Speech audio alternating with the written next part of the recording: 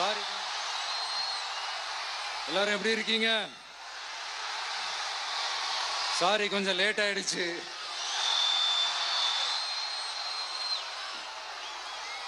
திருச்சியில காலையில பேசினப்போ அங்க ஒரு மைக் ப்ராப்ளம் இருந்தது.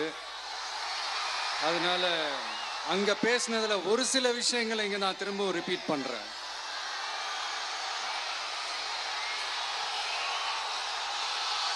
அந்த காலத்துல போருக்கு போறதுக்கு முன்னாடி போர்ல ஜெயிக்கிறதுக்காக குலதெய்வம் கோயிலுக்கு போய் சாமியை கும்பிட்டு தான் போருக்கு போவாங்களாம். அந்த மாதிரி அடுத்த வருஷம் நடக்க போற ஜனநாயக போருக்கு தயாராகிறதுக்கு முன்னாடி நம்ம மக்களை அதாங்க உங்க எல்லாரையும் பார்த்துட்டு போலான்னு வந்திருக்கிறேன். இங்க என்ன பார்க்க வந்திருக்கிற என்னுடைய அம்மாக்கள், அக்கா தங்கைகள், அண்ணன் தம்பிகள், நண்பர்கள், நண்பிகள், உங்க எல்லாரையும் பார்க்கும்போது மனசுக்குள்ள ஒன்னே ஒண்ணுதான் தோணுது. உங்களோட இந்த அன்புக்காக எவ்வளவு பெரிய உயரத்தையும், எவ்வளவு பெரிய வருமானத்தையும், எவ்வளவு பெரிய வசதியையும் தூக்கி எறிஞ்சிட்டு வரலாங்க. உங்களோட இந்த அன்பை விட, இந்த பாசத்தை விட, உங்களை விட எனக்கு இந்த உலகத்துல வேற எதுவுமே பெருசா தெரியல. ஒரு சாதாரணமா இருந்த ஒரு விஜய இந்த உயரத்துல தூக்கி வச்சு கொண்டாடிக்கிட்டு இருக்கிறீங்க. உங்க வீட்டுல ஒருத்தனாவே ஆக்கிட்டீங்க, உங்க சொந்தக்காரனாவே ஆக்கிட்டீங்க. என்னங்க பெரிய பணம் வேணுங்கிற அளவுக்கு பார்த்தாச்சு. அரசியலுக்கு வந்துதான் நான் பணம் சம்பாதிக்கணுமா என்ன? அதுக்கு கொஞ்சம் கூட அவசியமே இல்லை. எனக்கு எல்லாத்தையும் எல்லாமும் கொடுத்த உங்களுக்காக உழைக்கிறத தவிர எனக்கு வேற எந்த எண்ணமும் எந்த வேலையும் இல்லை. விஜய், விஜய் அண்ணா, விஜய் தம்பி, விஜய் தம்பி, நம்ம விஜய், நம்ம விஜய், விஜய், விஜய் அண்ணா, விஜய் தம்பி, விஜய் தம்பி, நம்ம விஜய், நம்ம விஜய்னு என்னடா இந்த விஜய் தனியாளா இருப்பான்னு பார்த்தா எப்ப பாரு மக்கள் கடலோட மக்கள் கடலாவே இருக்கிறானேன்ட்டு இந்த எதிரிகளுக்கெல்லாம் தெரிஞ்சவன நம்மளை பத்தி கண்ணாபின்னான்னு பேச ஆரம்பிச்சிருக்கிறாங்க.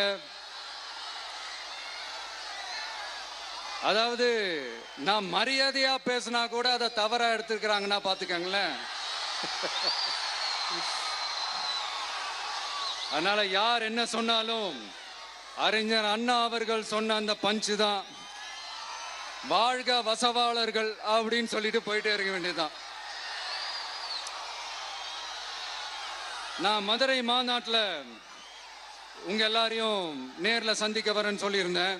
அப்படி இன்னைக்கு உங்களுக்காக நம்மள மேலையும் கீழையும் ரொம்ப மோசமா ஆண்டுகிட்டு இருக்கிற பாசிச பாஜக அரசையும் பாய்சன் திமுக அரசையும் கேள்வி கேட்கறதுக்காக வந்திருக்கிறேன்.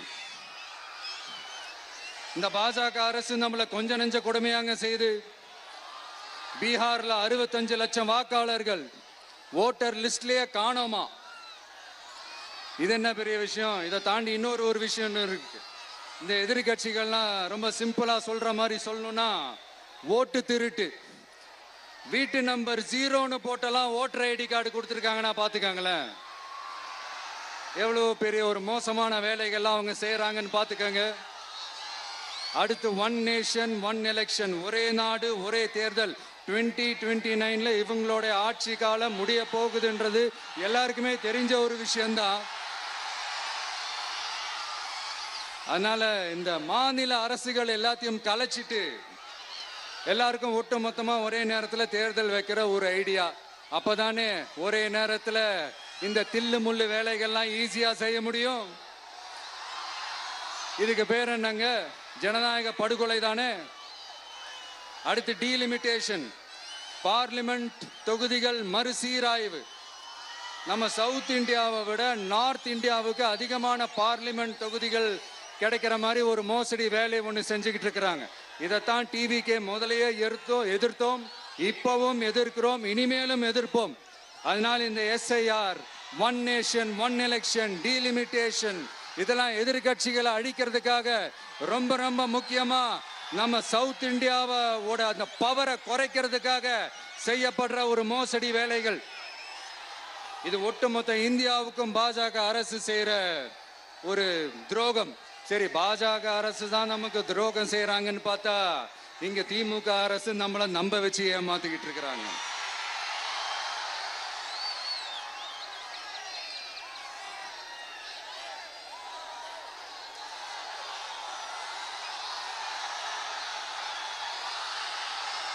கிட்டத்தட்ட நான் நீங்க எல்லாருமா சேர்ந்து தான் இவங்க நல்லது செய்வாங்கன்னு நினைச்சு தேர்ந்தெடுத்தோம். ஆனா நீங்க பாத்தீங்கன்னா, தேங்க்யூ, ஐ லவ் யூ,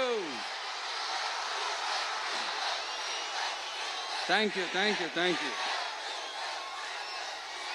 நீங்க பாத்தீங்கன்னா ஒரு 505 தேர்தல் வாக்குறுதிகளை நமக்கு தமிழ்நாட்டு மக்களுக்கு கொடுத்தாங்க.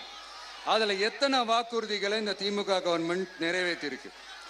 முக்காவாசி வாக்குறுதிகளை கூட நிறைவேற்றாம எல்லாத்தையும் நிறைவேற்றிட்டோம் இப்படி கொஞ்சம் கூட மனசாட்சியே இல்லாம இப்படி கதை விடுறீங்களே மை டியர்.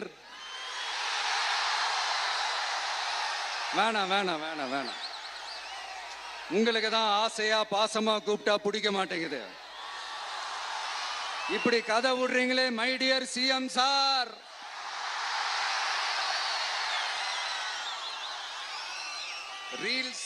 ரீல்ஸ் வேற, ரியாலிட்டி வேற நீங்களே சொல்லிட்டு இப்ப நீங்க விடுறது அம்பட்டும் ரீல்ஸ் தான். அதுல எல்லாம் பாதியில அருந்தும் போயிடுச்சு. அப்படி அருந்து போன ரீல்ஸ் எல்லாம் கொஞ்சம் என்னன்னு பாப்போமா? கேஸ் சிலிண்டருக்கு மானியமா 100 ரூபாய் தரேன்னு சொன்னீங்களே, தந்தீங்களா? 1000 ரூபாய் ஒருத்தர் விடாம எல்லா பெண்களுக்கும் தருவேன்னு சொன்னீங்களே, தந்தீங்களா? டீசல் விலையில மீதி இருக்கிற 3 ரூபாய் குறைப்பேன்னு சொன்னீங்களே, குறைச்சிங்களா? நீட்டு தேர்வை ரத்து செய்வோம்னு சொன்னீங்களே, ரத்து செஞ்சீங்களா? கல்வி கடனை ரத்து செய்வோம்னு சொன்னீங்களே, ரத்து செஞ்சீங்களா? வருஷத்துக்கு 10 லட்சம் பட்டதாரிகளுக்கு வேலை தருவேன்னு சொன்ன